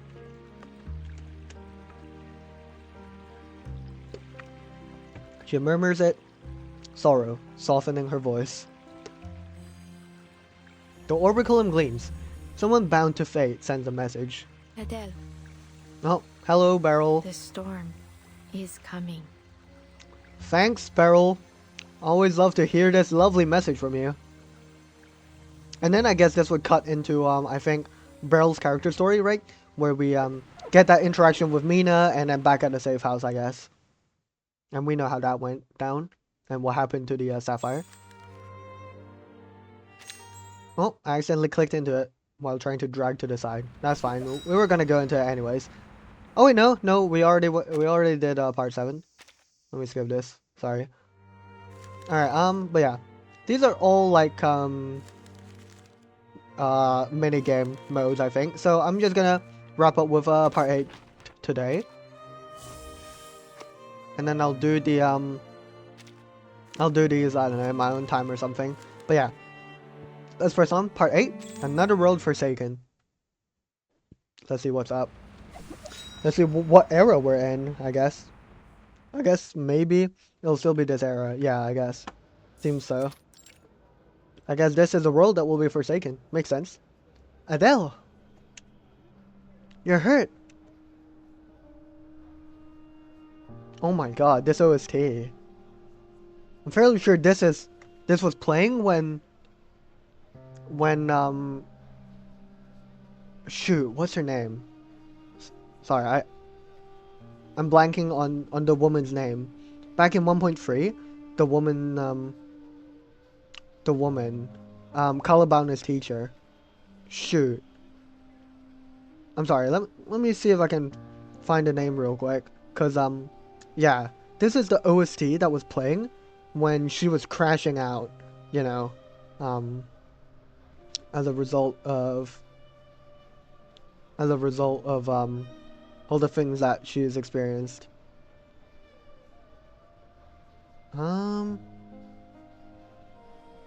What's the name? Kumar! Yes, Kumar. Yeah. Sorry, I just wanted to remind myself of her name regardless. Yeah, I'm fairly sure this OST was playing back when Kumar was crashing out. I don't know. Maybe not, but I definitely associate that scene with this OST. It's been a long time. Long time no see, Mina. How are things here? Are you serious? Come here, let me reroute that rune. Gosh, what happened to you? You must have found what you wanted. Sorry, I forgot what it sounded like. It was something like that. Why else would you be here? The gem merchant leans in and eyes her from behind the counter. He poses his question in a casual tone, but there is an unusual fervor beneath it. Dad. Mina's face twists, obviously uncomfortable with his attitude. The gem hunter gives him a slight nod, unsteady but confident despite her ordeal. You're not wrong. But I paid a steep price for it. To be frank, I never expected to see you again. Figured you for dead, either outside the mines or on the road there. What if... Would you let me take a look? If you intend to sell it. I'm sorry, man, but we need to hold on to it. I'm not in need of a buyer, monsieur. If that's what you're driving after. Adele, he's just curious. I guess we could let him have a look. As long as he's not trying to steal it from us or anything. Right, Dad? She turns to her father with a pleading expression, hoping he will answer with dignity. Yes. Yes, I just wanted to see if it was worth all the effort. I'll bet it shines like a sunset sea. I mean, it's uncut right now. Maybe our flames can purify it. It hasn't been cut nor treated, so it isn't much to look at. But you already knew that. Merci. I think it's best. I think it's best that I take my leave. Thank you, Mina. Yeah. Yeah, Mina's father was baiting for it then. Cause yeah. Cause I mean, like, we just got back here with a gunshot wound. Like, how on earth would we have had the time to cut it and treat it, you know? So Mina's father was just baiting here. Bro has no dignity. He just wants to see the stone and maybe steal it or secure a transaction of some sort with threats or something. Mina has just finished wrapping her arm in clean white gauze. She winces with pain as it is tightened.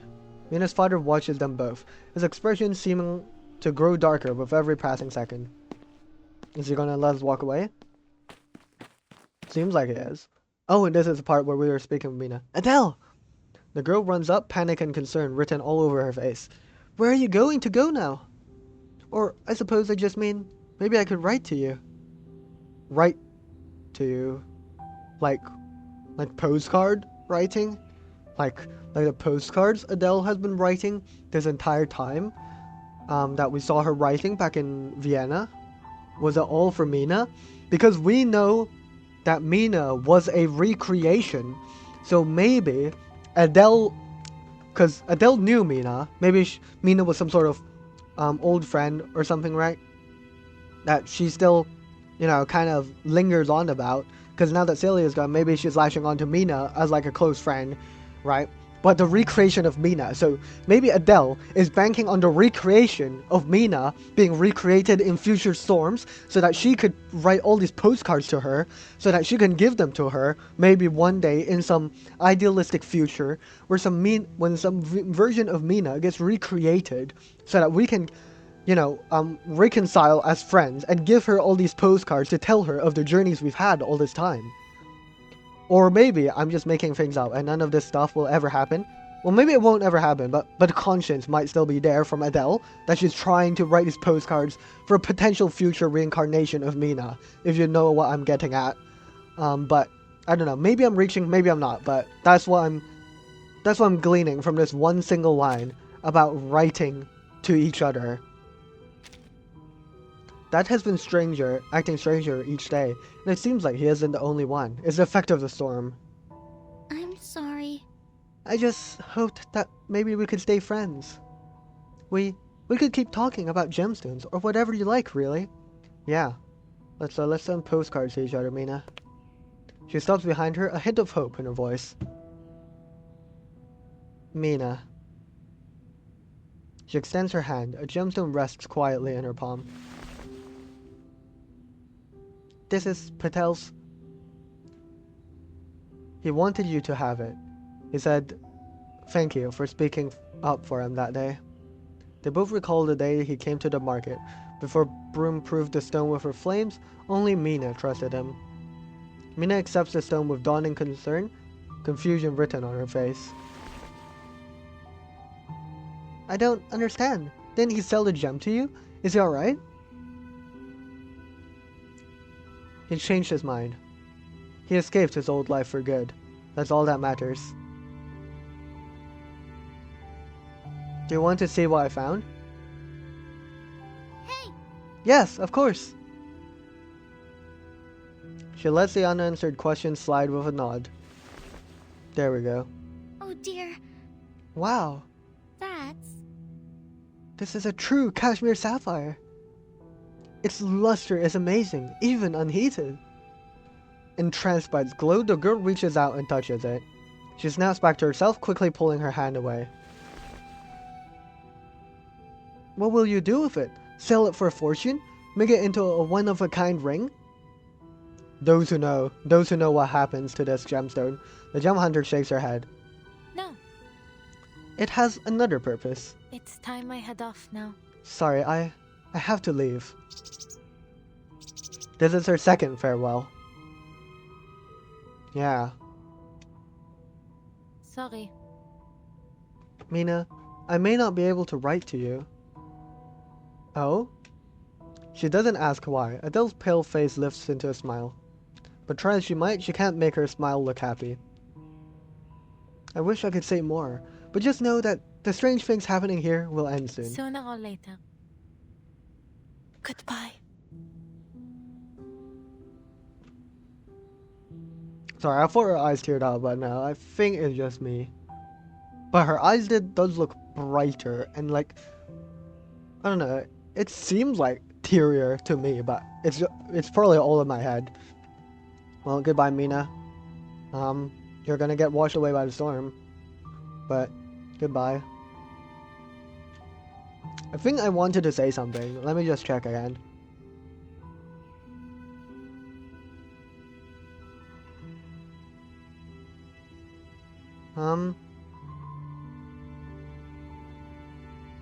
No, maybe not.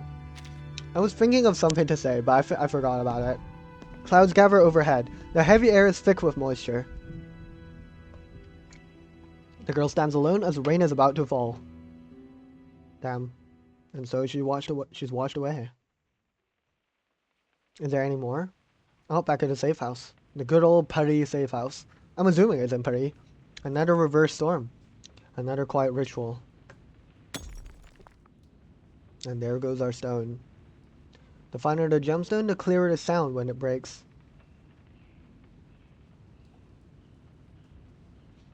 The woman before her is silent like a sculpture. She never shows frustration at the ritual's result, nor confusion, just a solemn blankness.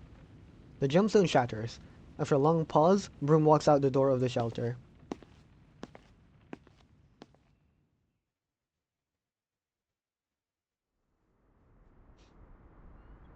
Is it a new era? Riverside in Paris? Another storm, another disaster forgotten, but the riverbank air is damp and fresh. Okay, so that was Delhi. It's 1966. Yeah, it's 1996 now. No, 1966 now. Even the even the building reminds me of 1966. I don't know why. Have we seen this? Wait, have we seen this background before? This specific background. Wait, there's no way Paris also has red post post things, cause in it, cause I don't know about Paris, but in the United Kingdom you have these things where you put your envelopes in there, your mail in there, and then they get picked up, I believe. Man, no, this background looks really familiar. Was this in the prologue when we were Regulus running away from Manus Vindictae or something, and like we surfaced, like our ship was like driven onto land, and then we went up to an area something like this, and Regulus was talking about her records? No? Maybe I'm wrong, but I don't know. This background looks familiar.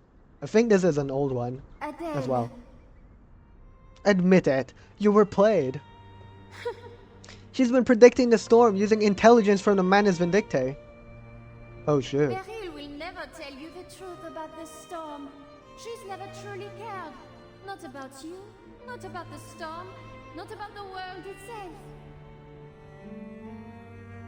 Felician trying to poach us. Wait, no, trying to, what's the word? It rhymes with coach. Trying to bring us towards the ways of the Manus again, basically. The gemstone you worked so hard to find! She shattered it and tossed you to pieces. She pulls a handful of glittering fragments from her pocket and looks out over the river. One of the slivers, though, is sizable enough on its own. In the light of day, cut as it is, it reveals itself in a lustrous cornflower blue. Adele. Do you want to keep it? Even after the failed ritual, its shattered core seems to radiate with light. It has no more use for me. but they could serve as a memory of your long journey. What do you mean? The gem hunter lowers her head, gazing at the fragmented stone. Then her fingers close around it, gathering its remains into her palm. Yeah, I know.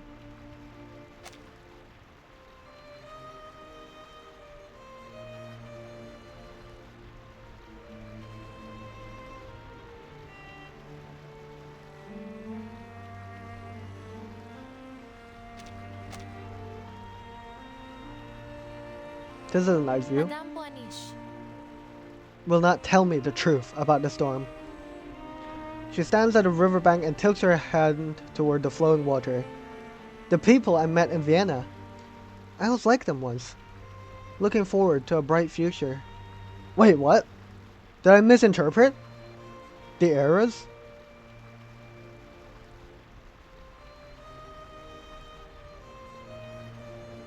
No, I might have misinterpreted the eras then. Or rather, the order of which... Because we're talking about Vienna now. Which means... Wait, did they tell us this? No, what? No, this doesn't make sense. No. There must have been a time jump then. No, the timeline is confusing me now. Because like chronologically, because Delhi had to have been after the 5th storm and before the 6th storm. I believe. Because Matilda was nearby, no? Yeah, we literally met Matilda, I believe, in Delhi. But now we're talking about both Delhi and Vienna simultaneously. Which means this has to be somewhat...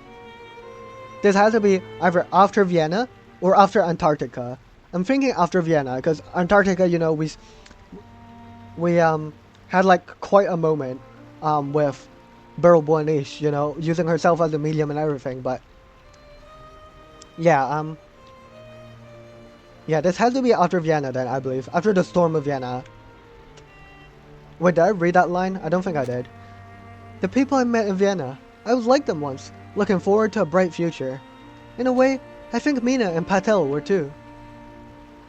They never knew the storm was coming, and what would it matter if they did? There's nowhere to run. But I don't know.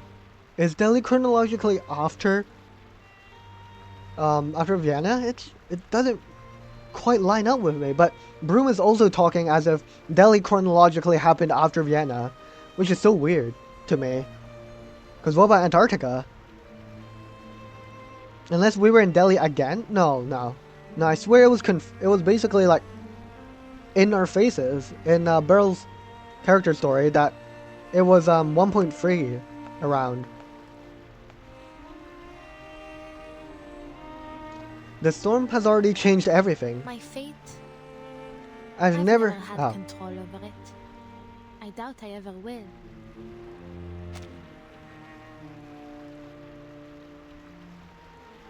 Until now, I hesitated, always waiting for it to come. Waiting for the moment. Any moment when I might feel I've become a true tavernier. When I set out for adventure. Or when I find a way to appreciate the significance of gemstones.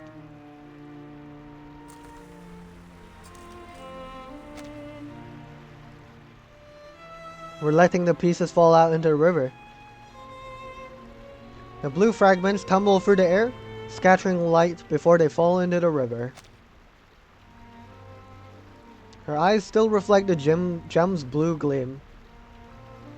Gems used to promise forever. But what does that mean now? Everything will be lost to time. Left unknown. Unremembered. Unappreciated.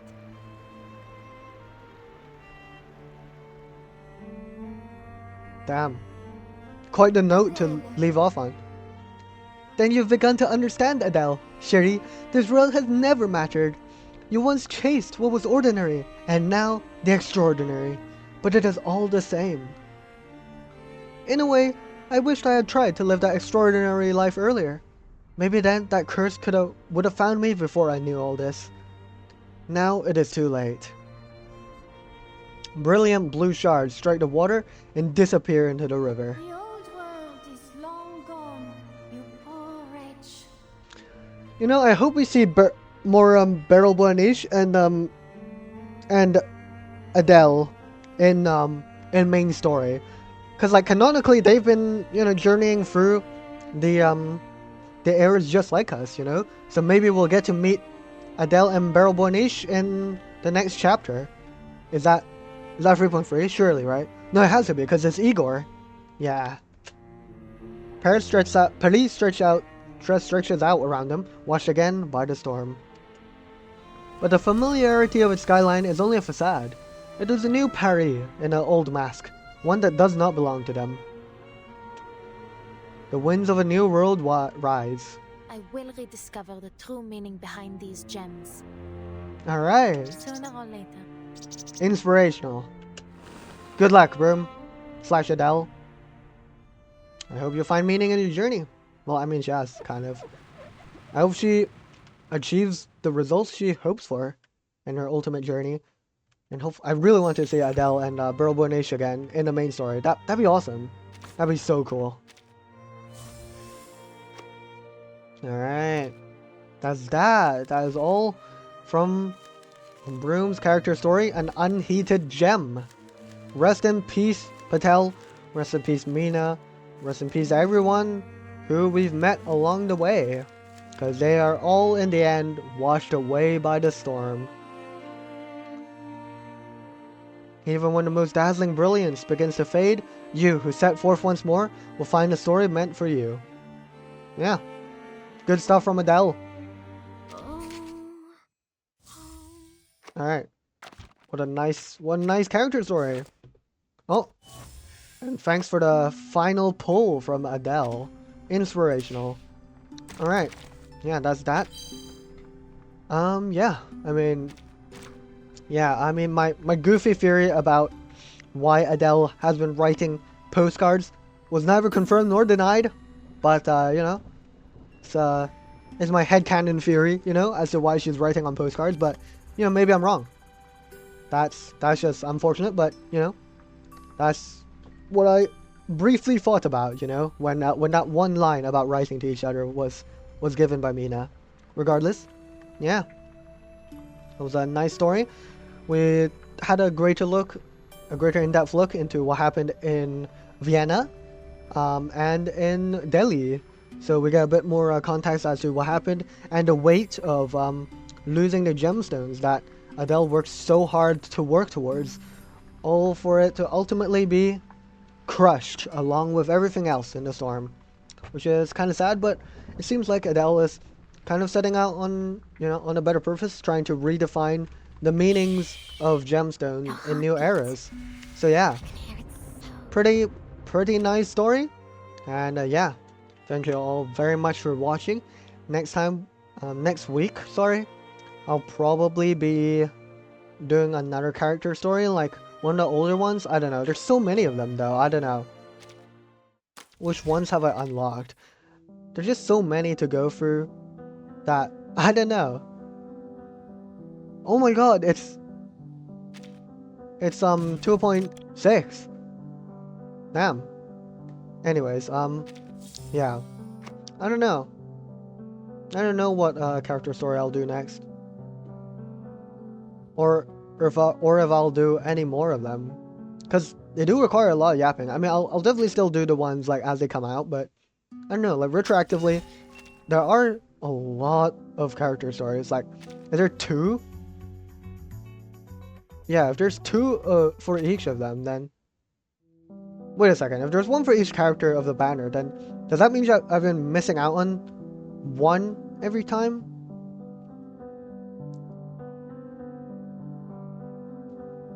Wait, have I been missing out on just a whole character story the past few patches once I've caught up? Because I didn't do 1 for Robuska, did I? Was there 1 for Robuska? Wait, that's kind of embarrassing that I just let 1 slip away like that, if that's the case. I don't know. Regardless, yeah. There is definitely the Marcus one that I will definitely do because I love Greta Hoffman. But yeah, we'll do that at some point. Maybe for like episode 100 or something. Depending on how the episodes line out. I don't know. But yeah, that'll be it. Hope you enjoyed my playthrough of Brume's character story. Thank you all very much for watching, and I'll see you guys next time. Bye bye.